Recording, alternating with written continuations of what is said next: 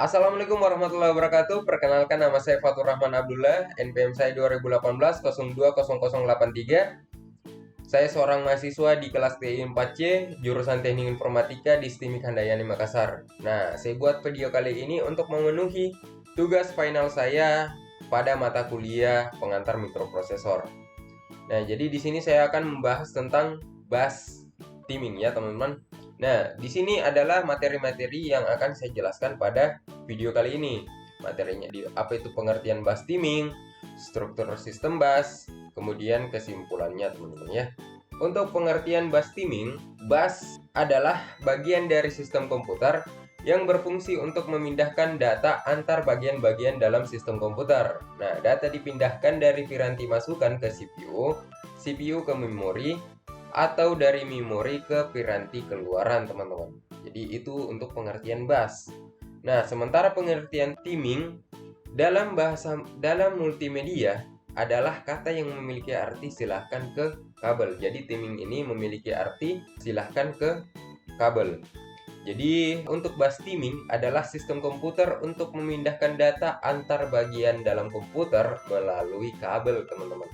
Jadi seperti itu untuk pengertian keseluruhan dari bus timing. Kemudian selanjutnya kita masuk ke struktur sistem bus. Nah, struktur sistem bus ini terbagi menjadi 3, teman-teman.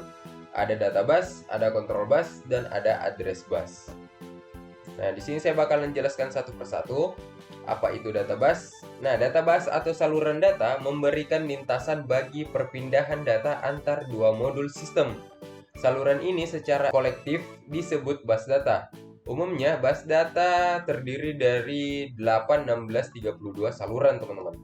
Nah, sementara untuk kontrol bus atau saluran kontrol digunakan untuk mengontrol akses ke saluran alamat dan pengguna data, karena data dan saluran alamat dipakai bersama oleh seluruh komponen, maka harus ada alamat untuk mengontrol penggunanya. Kemudian di sini ada address bus. Nah, address bus atau saluran alamat digunakan untuk menandakan sumber atau tujuan data pada bus data. Misalnya, bila CPU akan membaca sebuah word data dari memori, maka CPU akan menaruh alamat word yang dimaksud pada saluran alamat. Kemudian digunakan juga untuk mengirim alamat word pada memori yang akan diakses CPU.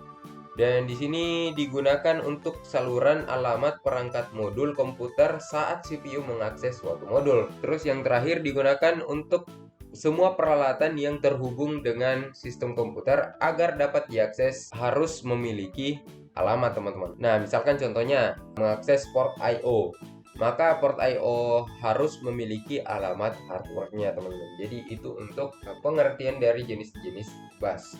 Kemudian kita masuk ke bagian kesimpulan. Jadi ini adalah materi singkat ya, teman-teman.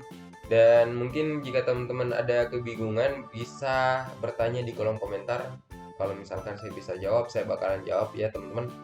Nah, jadi untuk kesimpulannya, bus adalah bagian dari sistem komputer yang berfungsi untuk memindahkan data antar bagian-bagian dalam sistem komputer. Nah, kemudian fungsi bus timing pada data bus yaitu memberikan lintasan bagi perpindahan data antar dua modul sistem. Kemudian fungsi bus timing pada address bus yaitu menandakan sumber atau tujuan data pada bus data. Kemudian untuk fungsi bus timing pada control bus yaitu mengontrol akses ke saluran alamat dan pengguna data. Jadi mungkin itu saja ya, teman-teman, materi singkat dari saya tentang bus timing. Mungkin sekian dulu. Wabillahi taufiq wal hidayah. Assalamualaikum warahmatullahi wabarakatuh.